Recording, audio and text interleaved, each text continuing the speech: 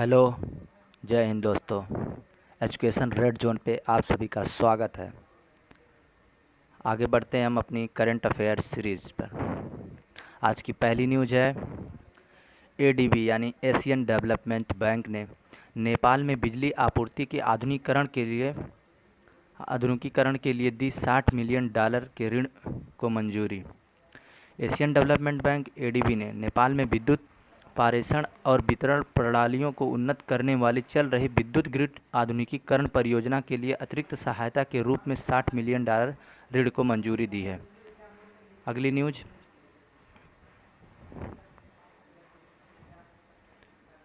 ट्राइफेड और big basket के बीच online marketing का विस्तार करने के लिए हुआ समझौता। Tribal cooperative marketing development federation of India limited TRIFED ने बिग बास्केट प्लेटफॉर्म के माध्यम से प्राकृतिक वन धन उत्पादों के प्रचार और बिक्री के लिए बिग बास्केट के साथ एक समझौता ज्ञापन पर हस्ताक्षर किए हैं।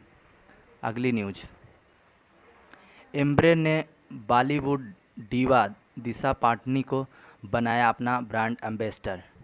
एम्ब्रेन ने बॉलीवुड डीवा दिशा पाटनी को भारत में अपना नया ब्रांड एम्बेसडर साइन किया है। दिशा एम्ब्रेन परिवार में शामिल होने वाली नवीनतम हैं, जिनमें पहले से ही प्रसिद्ध क्रिकेटर रवींद्र जडेजा जैसे ब्रांड एम्बेसडर शामिल हैं। एम्ब्रेन के पास भारत में पावर बैंक, ऑडियो, वेयरेबल्स आदि के उच्च गुणवत्ता वाले उत्पादों का एक मजबूत पोर्टफोलियो है। अगली न्यूज़, 2020-21 में सॉफ्टवेयर सेवाओं का निर्यात 2.1% बढ़कर $148.3 बिलियन अमेरिकी डॉलर पहुंचा। आरबीआई ने 20 सितंबर 2021 को कंप्यूटर सॉफ्टवेयर और सूचना प्रौद्योगिकी सक्षम सेवाओं के निर्यात पर अपने वार्षिक सर्वेक्षण 2020-21 दौर से संबंधित डेटा जारी किया। अगली न्यूज़, एजीसी नेटवर्क्स ने एस्सार के अंशुमान रुइया को बनाया कार्यकारी निदेशक। आईटी कंपनी एजीसी नेटवर्क्स ने 20 सितंबर 2021 को एस्सार समूह के अंशुमान रुइया को कंपनी के कार्यकारी निदेशक के रूप में नियुक्त करने की मंजूरी दे दी है। अगली न्यूज़, टीआरएआई ने टीईसी को टीएएस के लिए परीक्षण और प्रमाणन एजेंसियों के रूप में नामित किया। भारतीय दूरसंचार नियामक प्राधिकरण टीआरएआई ने दूरसंचार इंजीनियरिंग केंद्र टीईसी को कंडीशनल एक्सचेंज सिस्टम सीएएस और सब्सक्राइब मैनेजमेंट सिस्टम एसएमएस के लिए एक परीक्षण और प्रमाणन एजेंसी के रूप में नामित किया है। अगली news, government e market place पर 1.77 लाख से अधिक कारीगर पंजीकृत। कपड़ा मंत्रालय ने 20 सितंबर 2021 को सूचित किया कि 30 अगस्त 2021 तक 28,374 कामगारों को 1,49,422 बुनकरों ने सार्वजनिक खरीद portal government e market place पर अपनी पंजीकरण कराया है। अगली न्यूज़,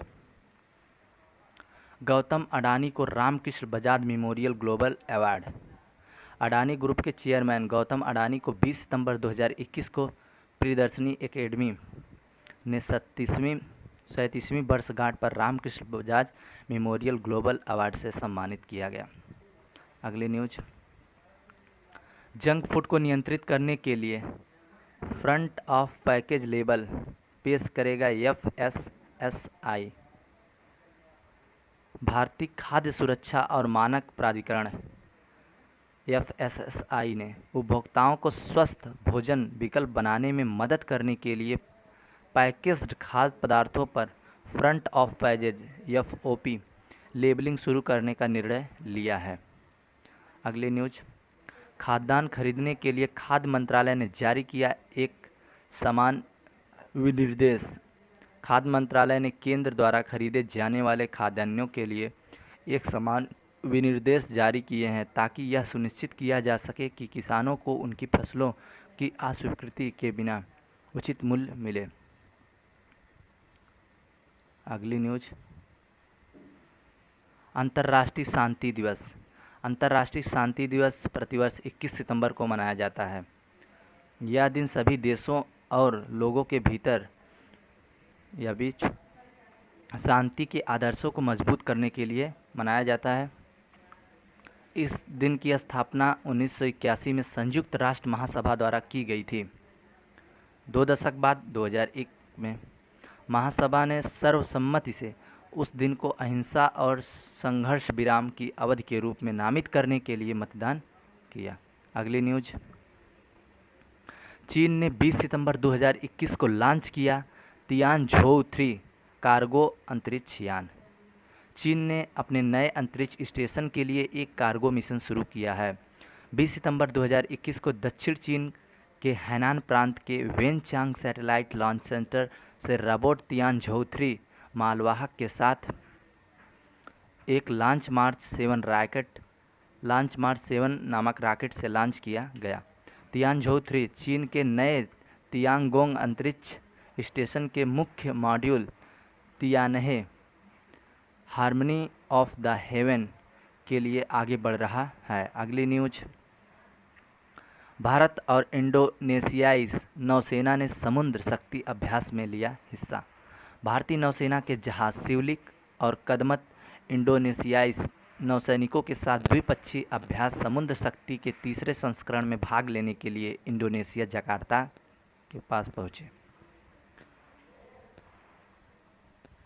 अगली न्यूज, स्वास्थ्य मंत्री श्री मनसुख मंडाविया ने किया तीसरा राज्य खाद्य सुरक्षा सूचकांक जारी। केंद्रीय स्वास्थ्य और परिवार कल्याण मंत्री मनसुख मंडाविया ने 20 सितंबर 2021 को भारतीय खाद्य सुरक्षा और मानक प्राधिकरण FSSAI का तीसरा राज्य खाद्य सुरक्षा सूचकांक जारी किया। नेक्स्ट, DFPD और CSC के e governance services India limited के बीच समझौता। खाद्य और सार्वजनिक वितरण विभाग DFPD ने CSC e governance services India limited के साथ एक मॉडल समझौते ज्ञापन में प्रवेश किया है। IIT दिल्ली ने स्थापित किया उन्नत विद्युत लक्षण वर्णन प्रयोगशाला। IIT दिल्ली ने 17 करोड़ की निवेश लागत के साथ एक उन्नत विद्युत लक्षण वर्णन प्रयोगशाला स्थापित की है। यह इलेक्ट्रॉनिक उपकरणों में उपयोग किए जाने वाले उपकरणों और सर्किटों में विद्युत प्रदर्शन को मापने और अर्धचालक के क्षेत्र में आगे के शोध को सक्षम करेगा। IIT दिल्ली ने सुविधा को सह ब्रांड करने के लिए कीसाइट टेक्नोलॉजीज इंडिया प्राइवेट लिमिटेड ने एक साथ एक समझौते ज्ञापन पर हस्ताक्षर किए हैं। अगली न्यूज, अडानी पोर्ट्स को गंगावरन पोर्ट्स में मिली 10.4% हिस्सेदारी के अधिग्रहण की मंजूरी। भारतीय प्रतिस्पर्धा आयोग CCI ने अडानी पोर्ट्स द्वारा 644.78 करोड़ रुपए में गंगावरम पोर्ट्स GPL की 10.4% हिस्सेदारी के अधिग्रहण के प्रस्ताव को मंजूरी दे दी है। अगली न्यूज, यस बैंक ने क्रेडिट कार्ड की पेशकश करने के लिए ही की वीज़ा के साथ साझेदारी। यस बैंक अपने ग्राहकों को क्रेडिट कार्ड देने के लिए वीज़ा के साथ साझेदारी किया है। स्वीट में वीज़ा प्लेटफॉर्म पर 9 क्रेडिट कार्ड वेरिएंट शामिल हैं जो सभी segment yes fast, yes premium और यस प्रॉस्पेरिटी में उपभोक्ता कार्ड, बिजनेस कार्ड और कॉरपोरेट कार्ड की सेवा करते हैं। साझेदारी के साथ बैंक ने वीज़ा के भुगतान नेटवर्क पर चुनिंदा क्रेडिट कार्ड वेरिएंट जारी करना शुरू कर दिया है। अगली न्यूज,